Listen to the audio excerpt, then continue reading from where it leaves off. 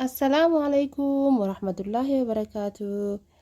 الشما حركفوني داوتو تخيا بكجرت مرتي نجيا في رحمن ربي اسم برها جراتو الراس تي بي دفيت جرغا فيديو هاروان فيديو فلوجي خغويا جمتا اسيني قبد دي بي جرا اك اسيني تلو ابدي غدا قبا اسينيس هنگا فيديو تمر فيديو تي داودان دام سخي.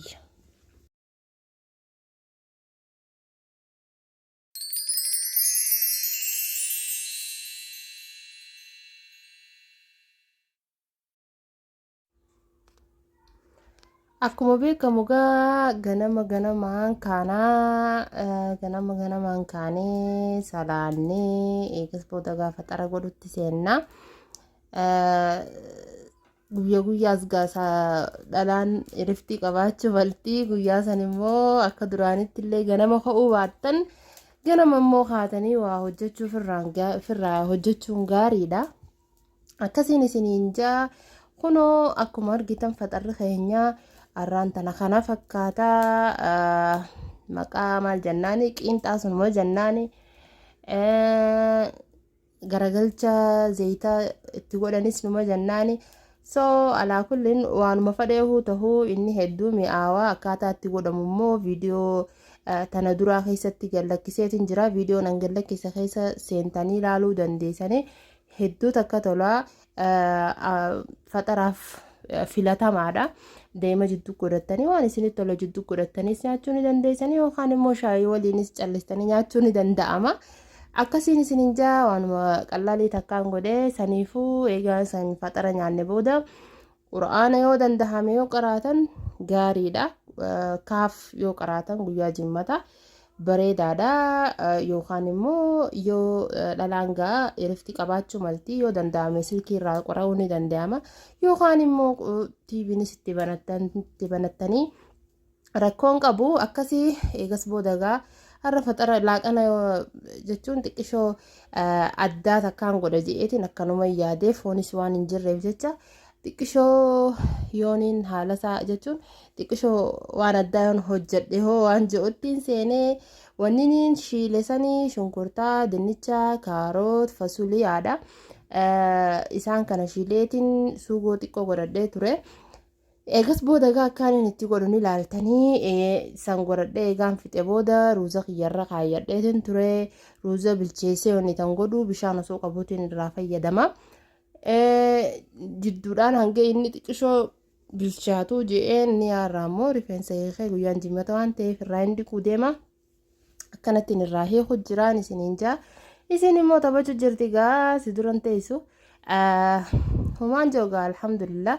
Akkasiin isiniin jaa guyyaan jimmata guyyaa du'aa'iin illee nama taqabbalamtu akka hin dagannee du'aa'ii waliif haa goonu ummata Filistiiniifis godhu akka hin daganneen isiniin jaa. Guyyaa jimmataa gaa namni baay'een akka iidaatti ilaala. Iiduma so guyyaa gammachuuti. Akka isin cufatti akkatti tolee ooltan abdii guddaan qaba je'eetiin yaada. Suugoon tiyyaas akkuma argitan suugoo noormaalii barbaree yeroo baay'ee hin fayyadamnu. Gizee takka takkaan ani fayyadama malee faamiliin kiyya guutuun barbaree hin fayyadamnu. So allichuma yoo jettan irra wayyaadha. Eegaan akkana godhe booda wanni itti godhu jiru kuni saanaa piizaa itti godhansanii ruuzatti naqee sugootti godhee waan shiilesan cufatti goggodhaa jidduun naqaa akkas godhaatiin godhu jira. Eegas booda macarrashaa irrattiin shunkurtaa fi maal kanneen waan hafe guututti gubbaarra godhee itti cuqqaalee eegas booda gaa xiqqishoo itti shidaa daqiiqaa 5 waan gahu itti shidee maaliif jennaan ruuzni osoo bishaan hin fixatiniin itti fayyadamee ture osoo bishaan qabuutiin maxalayaa wannitaatiin itti fayyadamee saniifuu akkanatti xiqqootti baneetiin yeroo muraasaaf wannita godhanii ammoo qaamarraa dhiqee tana fakkaatti maashaallah hara masgiida abbaasiiti yoo deemuu deemti. Akkasiin isiniin jaa sa'aan kutte ja'anii cahu jiranii isaan akkuma argitan kana kunoo maskootaaniin isin garsiise cahoo jiranii akkasii ani immoo arran dhayne masgidan dhayne alhamdulillah akkasii eegee isaan kutan booda immoo xiqqishoo waan deezertii hojjechuun gaariidha gaa akkasitti labaniyaa hojjechuu jira labaniyaa hedduu feetii isiinis labaniyaan godhu jira labaniyaa eegaan godhe booda gaa noormaaluma waan itti dabale hin qabu eegas booda labaniyaa kana firija keessa kaayeetiin gaa manaas balleessitee turte tottolchu seenaa arraan tanagaa viidiyoon kiyya kanuma viidiyoo gabaabaadha sa'a booda isiniif hin marre